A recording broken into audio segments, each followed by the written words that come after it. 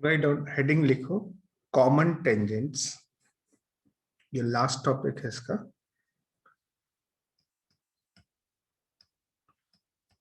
Common tangents,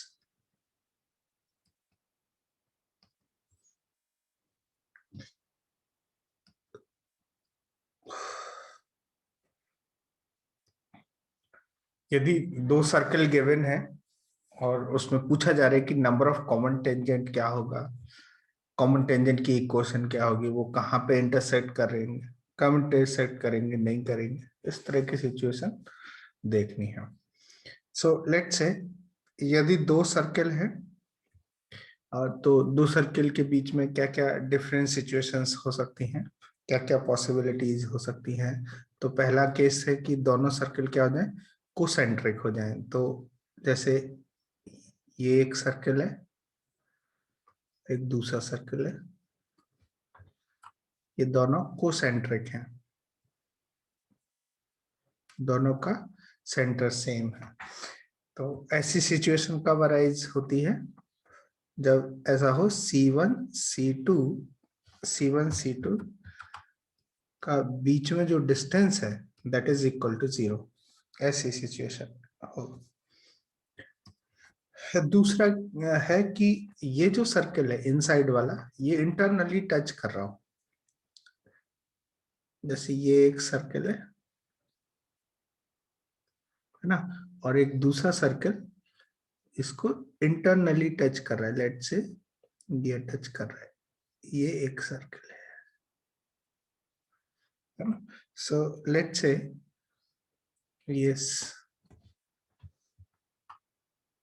C1 है और ये C2 है, this is C1, this is C2। तो पर्टिकुलर इस सिचुएशन में क्या होगा, इस ये कंडीशन क्या होती है इसकी, इस तरह की सिचुएशन की, कि C1 C2 जो डिस्टेंस है that is mod of R1 minus R2, ये सिचुएशन होती है। ये कंडीशन हो तभी तो बोलेंगे कि एक सर्कल दूसरे को इंटरनली टच कर रहा है।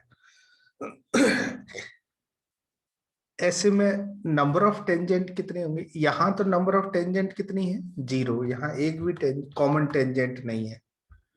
Common tangent, number of common tangent इसमें फर्स्ट केस में 0 है, ये केस 1 बना देते, ये केस 1 हो गया, ये सेकंड केस हो गया, केस नंबर 2। ठीक है, नेक्स्ट इसमें कितनी कॉमन टेंजेंट है, तो आप बोलोगे कि एक ही कॉमन टेंजेंट, वो ये वाला सिचुएशन।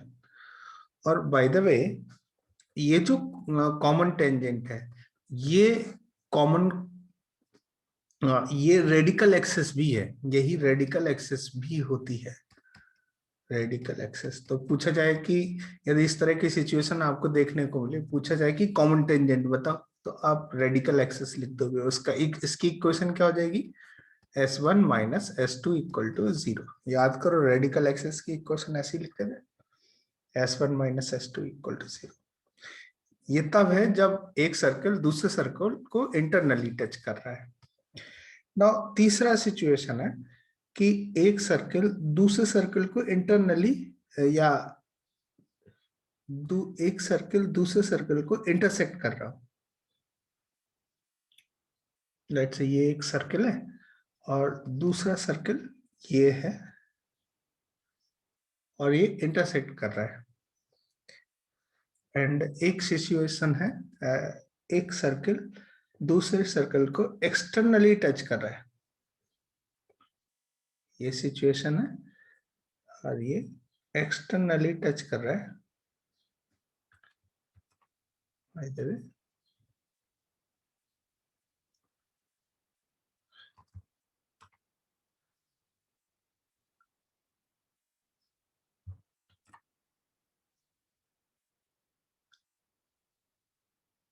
ये सिचुएशन है, इस तरह से एक्सटर्नली टच कर रहा है। तो ये सिचुएशन कब अराइज होगी, जब C1 C2 जो डिस्टेंस है वो लेस देन है R1 प्लस R2 से, और ये ग्रेटर देन है mod of R1 minus R2 से। ये सिचुएशन तब अराइज होती है, इसकी कंडीशन इंटरसेक्ट कर रहे हैं एक दूसरे को, ये C1 है और ये C2 है।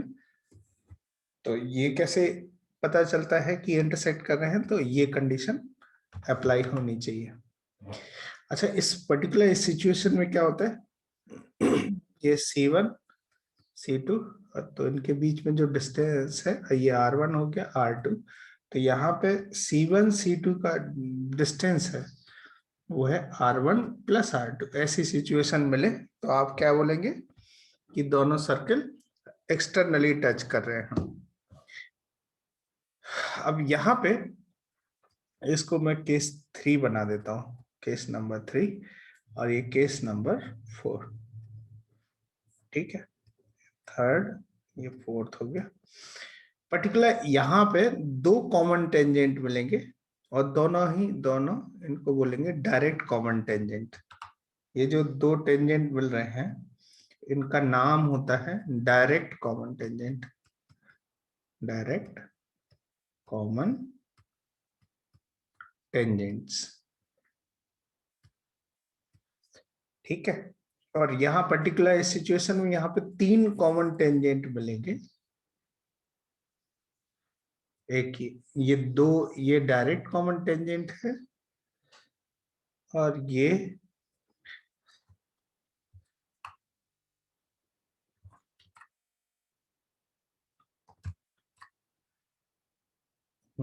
डायरेक्ट कॉमन टेंजेंट है, और एक ये ट्रांसवर्स कॉमन टेंजेंट मिलेगा। एक ट्रांसवर्स कॉमन टेंजेंट मिलेगा और वो होगा ये भी एक टेंजेंट है। और बाय द वे ये जो है ये रेडिकल एक्सेस भी होता है। तो ये जो ट्रांसवर्स कॉमन टेंजेंट इस समय बोल रहे हो, इसका नाम हो जाएगा S1 minus S2 equal to 0। तो ये टेंजेंट लिखना आसान होगा। बट ये जो डायरेक्ट कॉमन टेंजेंट है इसके लिए थोड़े अलग थ्योरी है, वो अप्लाई करनी पड़ेगी, बताते हैं, उसको डिस्कशन में लेते हैं अभी। ठीक है, तो यहाँ पे नंबर ऑफ कॉमन टेंजेंट कितने हैं? 3। देख लो ध्यान से। अच्छा, नेक्स्ट सिचुएशन होती है, नेक्स्ट केस जो अराइज होता है वो ये है कि एक सर्कल दूसरे सर्कल के कंप्लीटली आउटसाइड हो।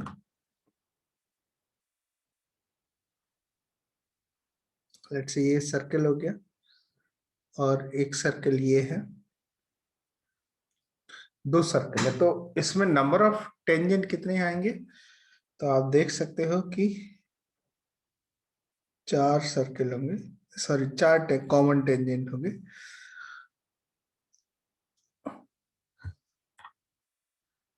दो तो ये हो गए, इनका नाम है, इनको बोलते हैं, ये दोनों इसको बोलते हैं direct common tangent, direct common tangents. ठीक है, अच्छा, और दो दो टेंजेंट इस तरह के होंगे, एक ये हो गया और एक इस तरह से। तो इनको ऐसा नहीं बोलेंगे कि ये इनडायरेक्ट है ना, इनको बोलते हैं ट्रांसवर्स कॉमन टेंजेंट। इनका नाम है ट्रांसवर्स कॉमन टेंजेंट।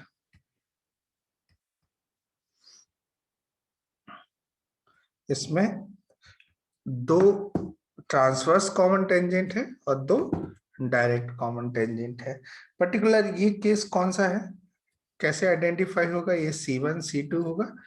तो इसकी जो कंडीशन होती है वो होगी C1 C2 is less than, sorry ये ग्रेटर देन आ जाएगा R1 प्लस R2। ये कंडीशन होती है जब इस तरह की सिचुएशन है, C1 C2 distance between centers is greater than the sum of their radius। तो ये 4 कॉमन टेंजेंट मिलेगी, 2 direct common tangent and 2 transverse common tangent. ठीक है, and this is case number 5। इसको मैं 5th केस बना देता हूँ। अच्छा, एक सिचुएशन और मिलेगी, और वो सिचुएशन क्या है देख लेते हैं। देखा ध्यान से कि लेट से एक सर्कल है, दूसरा सर्कल इसी के कंप्लीटली इनसाइड है बट कोसेंट्रिक नहीं है। तो ऐसी सिचुएशन है, जैसे ये C1 हो गया, this is C2 and this is case number 6। और ये होगा C1 C2 जो डिस्टेंस है that is less than mod of R1 minus R2, ये कंडीशन है। और ऐसे में, ऐसी सिचुएशन में एक भी कॉमन टेंजेंट नहीं होगी, no any common tangent. Note on this, note करो फटाफट। देख लीजिए सारे सिचुएशंस है, और यहाँ पे भी नो कॉमन टेंजेंट, ये सिचुएशन में भी no common tangent. Note it down.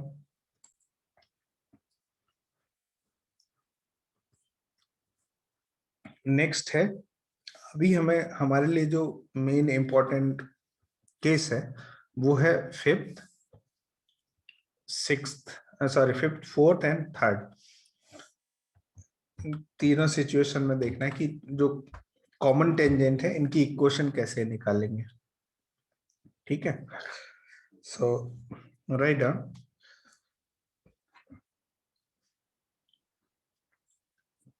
Case ले लेते हैं, पहले लिख लेते हैं direct common tangent.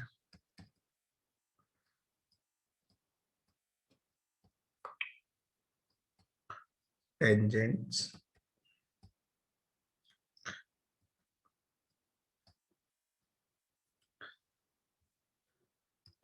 Let's say एक केस है,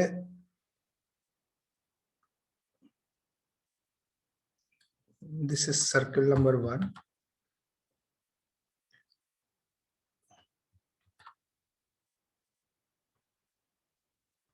ठीक है, और दूसरा सर्कल ये है,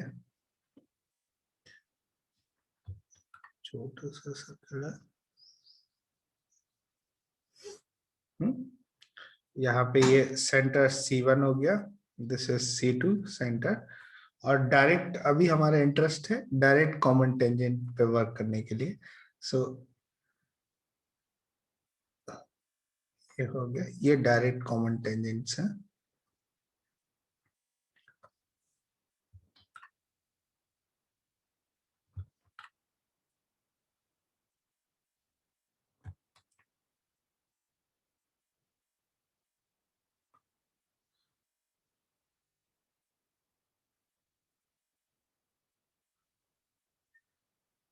है ना, ये डायरेक्ट कॉमन टेंजेंट्स है।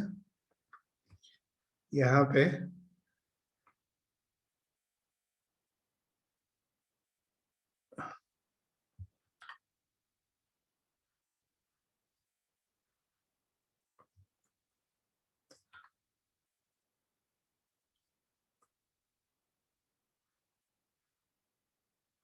Let's say they are intersecting at point P, है ना, और ये जहां पे टच कर रहे हैं ये A हो गया, ये A पॉइंट हो गया, ये B पॉइंट हो गया, A B पॉइंट है। तो यदि मैं C1 और A को ज्वाइन कर दूं तो ये 90 डिग्री होगा, और ये लेंथ हो गया R1, और C2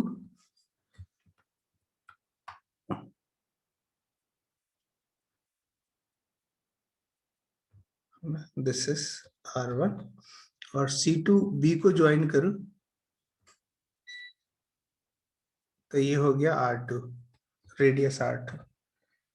ठीक है, अब देखो यहाँ पे ध्यान से, लेट से ये एंगल मैं थीटा बना देता हूँ, थीटा इज द एंगल।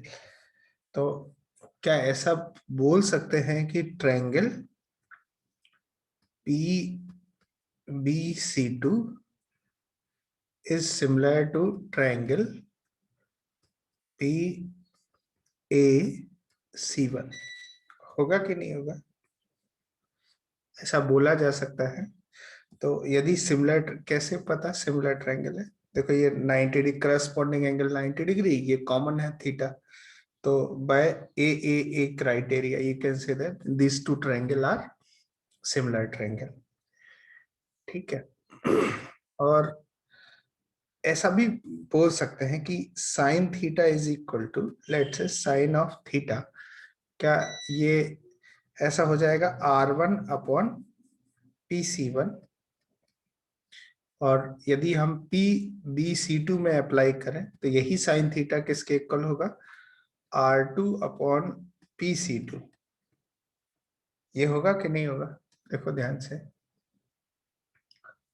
और यहां से आप सोच सकते हो कि PC1 upon PC2,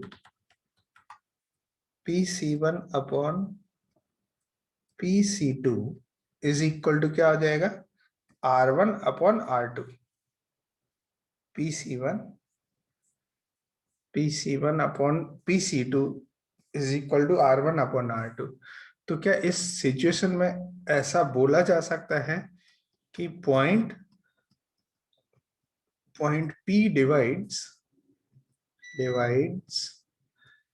C1 and C2 externally in the ratio R1 is to R2। देखो ध्यान से, देखो PC1 upon PC2 is R1 upon R2। तो P पॉइंट C1 C2 को R1 is to R2 के रेशियो में एक्सटर्नली डिवाइड करता है। ठीक है।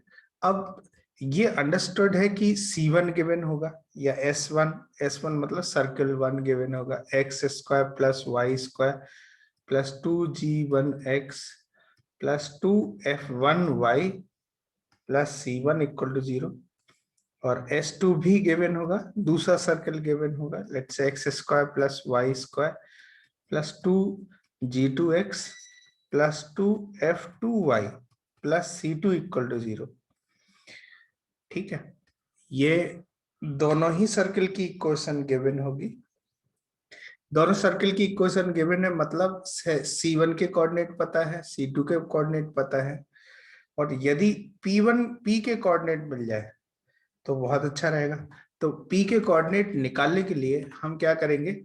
ये एक्सटर्नल डिवीजन का कंसेप्ट अप्लाई करेंगे। ये ऑलरेडी हमने वो स्ट्रेट लाइन में सीखा है कि यदि कोई पॉइंट एक्सटर्नली डिवाइड करते हैं तो उसके कोऑर्डिनेट कैसे निकालते हैं। तो वो पॉइंट अभी हम फिर से डिस्कस नहीं करेंगे कि एक्सटर्नल डिवीजन में पॉइंट कैसे निकाला जाता है। वो फॉर्मूला सेक्शन फॉर्मूला है।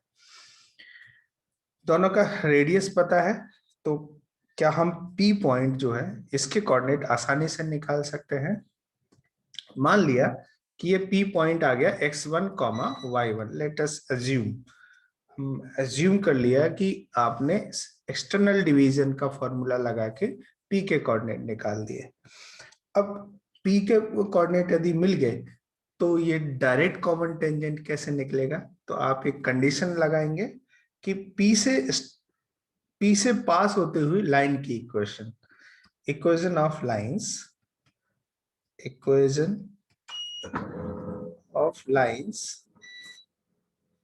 passing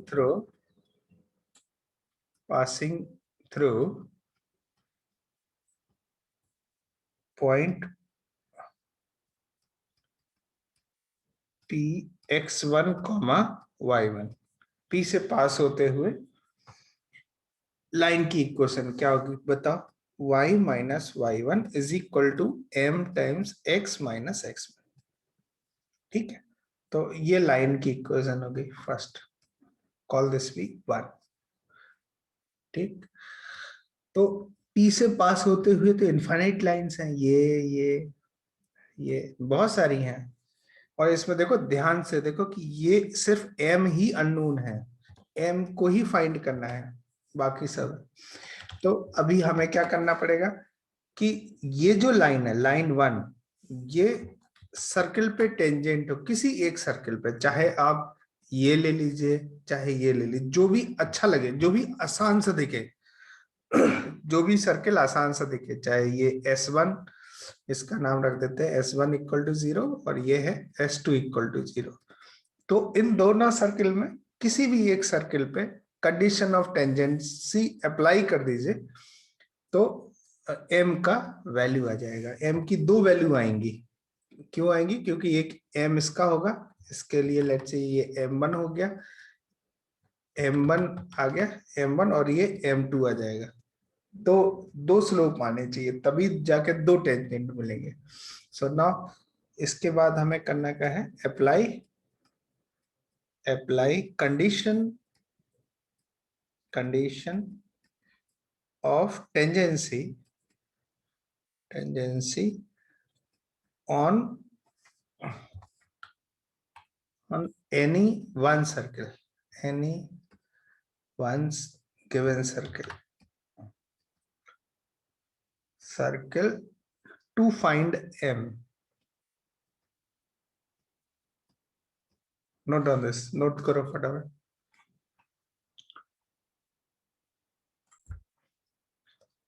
नेक्स्ट देखो यहाँ पे सी में, यदि P पॉइंट मिल गया, एक केस बना देते कि M की वैल्यू कैसे आएगी। लेट्स से एक आसान सा सर्कल जो जिस मैं बना देता हूं कि ये C1 है, S1 इक्वल टू 0 है, तो C1 के कोऑर्डिनेट हो जाएंगे -G1 -F1। ठीक है, और ये पॉइंट मिल गया था P x1 y1 external point. तो कॉमन टेंजेंट की इक्वेशन लिखनी है, तो हम कंडीशन फॉर टेंजेंसी अप्लाई करेंगे कि ये पॉइंट, ये लाइन जो है टेंजेंट है। तो इस लाइन का नाम क्या है? y minus y1 is equal to m times x minus x1। और इसका जो रेडियस है ये है r1 रेडियस है। तो हमें m की वैल्यू चाहिए, तो हम क्या करेंगे? y माइनस mx, इसको डालें आप, plus mx1 minus y1 equal to 0। ये टेंजेंट की इक्वेशन बने तो कंडीशन फॉर टेंजेंसी क्या हो गई? कंडीशन फॉर टेंजेंसी क्या हो जाएगी? थोड़ा ये जनरल लिख रहे हैं तो थोड़ा गंदा दिखेगा ये, बट कंडीशन फॉर टेंजेंसी क्या होगा? इतना दिक्कत उसमें नहीं आएगा जो टेंजेंट की इक्वेशन निकालने, क्योंकि y1 x1 नंबर्स होंगे, तो वहां पे सिर्फ m के टर्म्स में ही दिखेगा चीजें। ठीक है, सो कंडीशन फॉर टेंजेंसी इसमें क्या हो जाएगा कि r1 is equal to mod of C1 का इस लाइन से डिस्टेंस R1 आएगा, तो C1 का डिस्टेंस कितना होगा? y की जगह -F1 और x की जगह -G1, तो plus mg1 plus mx1 minus y1 और upon under root of 1 plus m square. अच्छा, इसको सॉल्व करने से you will get quadratic in m, quadratic in m में क्वाड्रेटिक मिलेगा। तो ऐसा क्यों मिल रहा है m में क्वाड्रेटिक? क्योंकि इससे हमें दो टेंजेंट देखने को मिलेंगे, m1 एंड m2। ये तभी मिलेगा जब इस तरह का सिचुएशन है कि C1 C2 दोनों सर्कल इंटरसेक्ट नहीं कर रहे हैं और एक्सटर्नली कुछ इस तरह की सिचुएशन। डायरेक्ट कॉमन टेंजेंट का केस क्या होगा कि C1 C2 का जो डिस्टेंस है that is greater than R1 plus R2, ये केस हम लोग डिस्कस कर रहे हैं। तो इस पर्टिकुलर सिचुएशन में हमें दो m देखने को मिलेंगे, m1 and m2, and these two m will be distinct. और आपको दिखाई भी दे रहा होगा कि डिस्टिंक्ट क्यों होना चाहिए, क्योंकि एक इधर ये सर्कल ये टेंजेंट है और एक ये भी तो टेंजेंट है, इस तरह से मिलेगा। नेक्स्ट हेडिंग लिखो, this is direct common tangent ना। इसी सिचुएशन में ट्रांसवर्स कॉमन टेंजेंट लिख लीजिए, ट्रांसवर्स कॉमन टेंजेंट।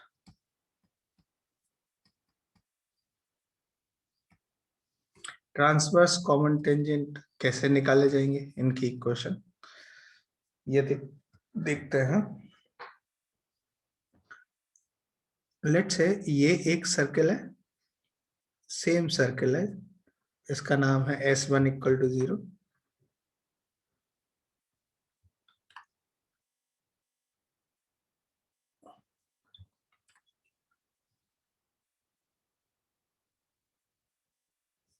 है ना, एक ये सर्कल हो गया और एक सर्कल ऐसा हो गया।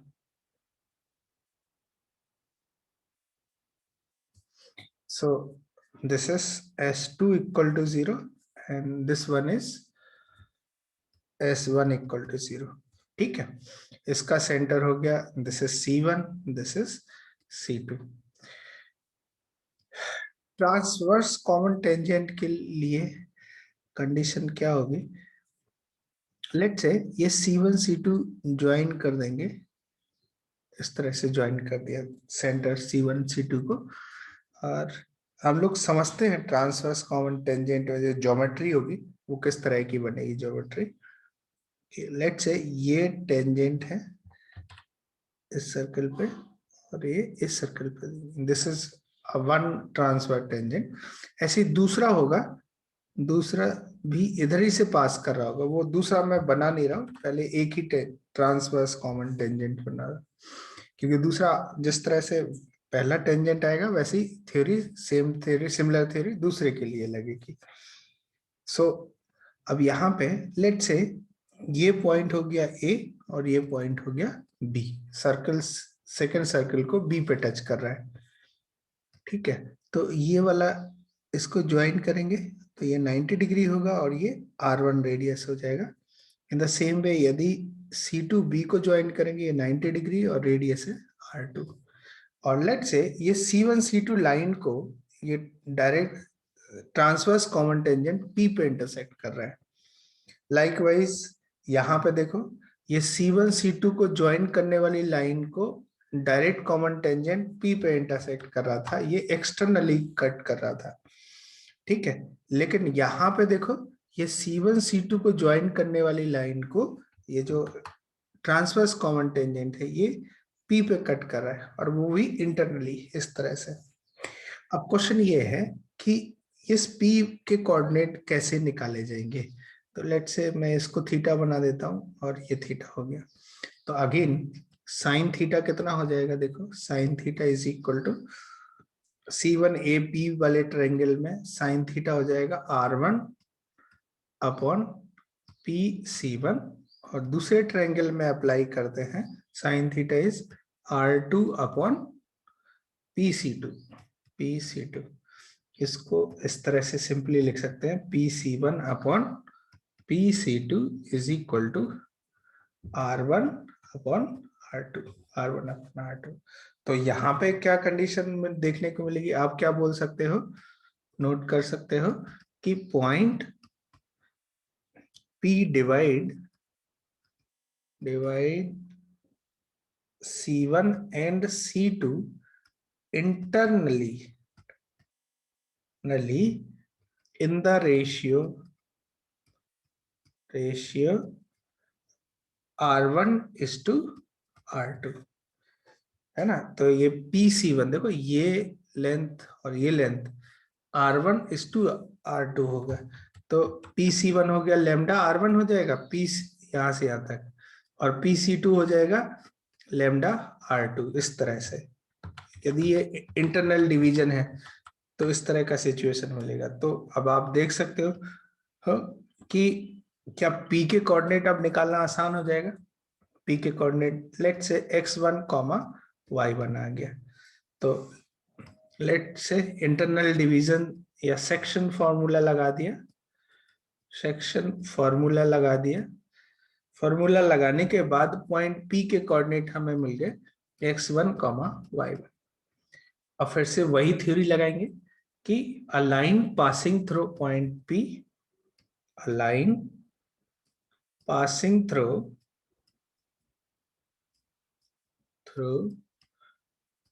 point P x1 comma y1 can be written as